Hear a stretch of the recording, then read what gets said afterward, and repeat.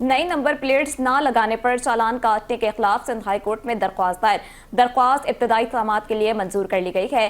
Sindh high court में नई number plates ना लगाने पर पुलिस की जानिब से चालान किए जाने के खिलाफ दरख्वास्त दायर कर दी गई है। ये दरख्वास्त समाजी कारकुन फैजान हुसैन की जानिब से जमा करवाई गई है। दरख्वास्त गुजार का मौक़िफ़ है कि DIG ट्रैफिक ने पुलिस की नई नंबर प्लेट्स लगवाने के हवाले से सख्ती से अमल दरामद करने की हिदायत दी थी।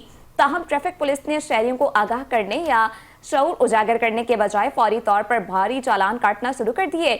दरख्वास्त में मौक़िफ़ इख्तियार किया गया है कि मौजूदा महंगाई के दौर में शहरियों के लिए भारी जुर्माने अदा करना मुश्किल हो गया है, जिससे आवाम को शदीद मुश्किलात का सामना है। फैजान हुसैन ने अदालत से इस्तदाद की है कि पुलिस को मोटरसाइकिल सवारों के चालान काटने से रोका जाए और नंबर प्लेट्स की तब्दीली से मुतालिक पॉलिसी पर नजरसानी की जाए। उन्होंने मोटरसाइकिल की नंबर प्लेट्स की लाजमी तब्दीली को भी अदालत में चैलेंज किया है। अदालत ने इब्तदाई समाअत के लिए दरख्वास्त को मंजूर करते हुए मुतालिका हुकाम को नोटिस जारी करने का इम्कान जाहिर किया है।